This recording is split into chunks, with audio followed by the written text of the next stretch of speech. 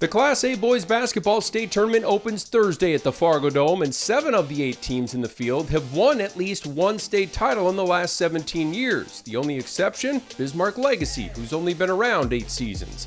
The quarterfinal round opens with a rematch of the 2019 state championship, with West 4 seed Jamestown taking on EDC champ Davies. The Blue Jays finished 6th in the regular season standings and have been one of the better defensive teams. Their key lately has been finding a spark on offense. They shot the lights out in the state qualifier win over Bismarck and have scored at least 70 points in 5 of their last 6 games, all of those being wins. Another strength is their balance, with 5 players scoring in double figures on average. If you decide you're going to take a certain player out of our game plan, we have 4 or 5 other kids that are used to stepping up and have been leading scorers and have stepped into those shoes of, okay, it's not his night, maybe it's mine. Or it's not my night, I'm going to get them involved.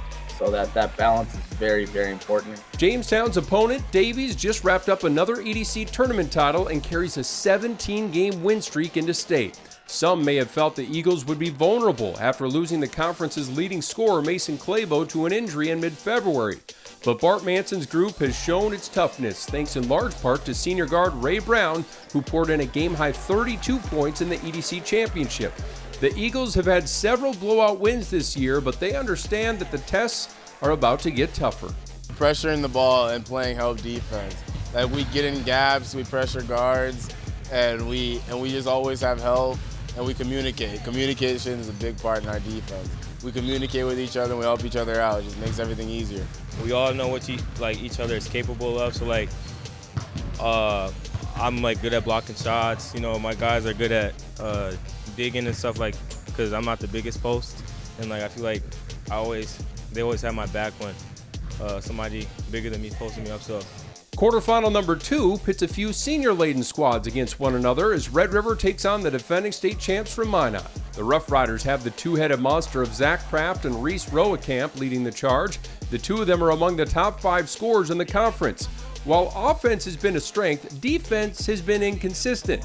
The Rough Riders know what they're capable of at their best, and that's how they plan to execute at state. We work together, we do pick and pops for each other. Going into the game, and when me and Reese both have to score, it's pretty hard to score, help stop both of us. So.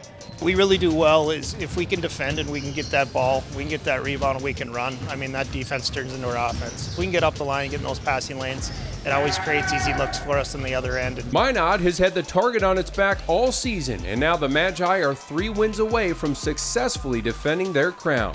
3 of the 4 losses on the season have come against WDA rival Century, but they'll avoid the potential of that matchup until the state championship if they're able to get there. Last year's state tourney MVP Derek Doucette has arguably been the best player in the state. The Bison commit leads the state, averaging just under 28 points a contest, and affects the game in multiple ways on defense with his length and athleticism. Going into the season, we knew we were going to have a target on our back, and our biggest mindset is just take it one game at a time and just keep going. Just our chemistry has gone up.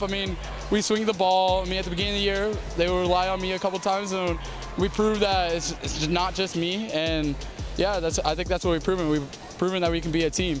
We feel like we've built a very good program based with very good kids who play very hard, and we feel very comfortable with where we are. But it's another new season again now going into state. The third matchup of the day will see East 4 seed Shanley try to spring the upset of WDA champ Century. Shanley knows its opponent is the top scoring team in the state, but don't sleep on that Deacon defense, which has allowed the fewest points in the EDC this winter. The matchup within the matchup might be the battle of the 2 tallest players in the tournament. Shanley's 6'8" Connor Kraft, a South Dakota State commit, against Century's 6'10" Ryan Erickson, who's bound for UND. They're the only 2 players still playing that average double-doubles. Kraft says he and the Deacons are embracing the challenge. I think just the athleticism a little bit, moving sideways a little bit, that's kind of where I always relied on my athleticism, and then getting a little better shooting, handle, stuff like that. So I think it'll just be pretty fun because I know he's a pretty good shooter too, and he's obviously big down low, likes to step through, stuff like that. So it'll be a fun challenge. We knew we had the athleticism, the size, the athletes to play well defensively, but principle-wise, we've come a long ways, and I think we are one of the better teams in the state. And having a 6'8", 6'5" athlete with 6'4" posts we can bring off the bench and good, quick lateral guards, it's a recipe towards good defense. For Century, Erickson is just one of the weapons that head coach Darren Mattern has in his arsenal. Seniors Anthony Doppler and William Ware also averaged double digits in scoring, along with the three-point sniping junior Isaiah Schaefer, who's drained 70 triples this year. The Patriots have been a dominant bunch all year, as evidenced by their unblemished 24-0 record.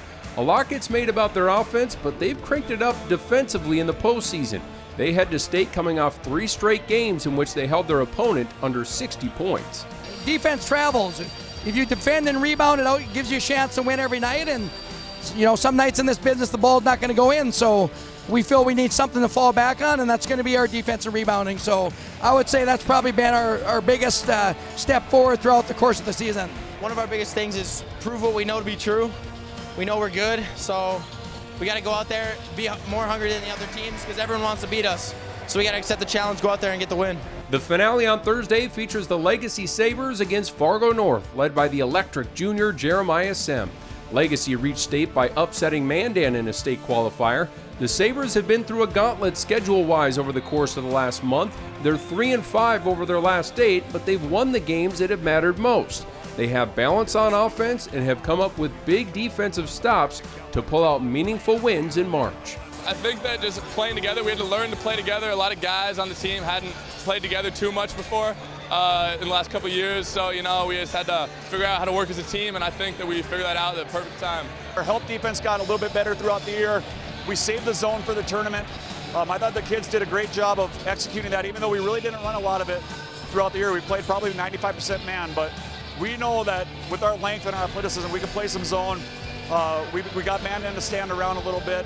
So I would just say it's mostly defensively that we got better throughout the year. The Legacy defense will have its hands full with Fargo North's aggressive bunch. The Spartans rank in the top 3 for scoring and field goal percentage in the EDC and have managed to take care of the basketball really well. Jeremiah Sem has been one of the most exciting players to watch in the state for a few years now. The junior is averaging 26 points per game this season and has continued to add to his game in hopes of leading North on a deep postseason run. I found some spots on the floor that I connect big shots with. How much do you feel football the last couple of years has helped you? Maybe strength-wise and stuff like that? Yeah, in the paint, I have a good percentage in there. I feel like it got me stronger and a little physical.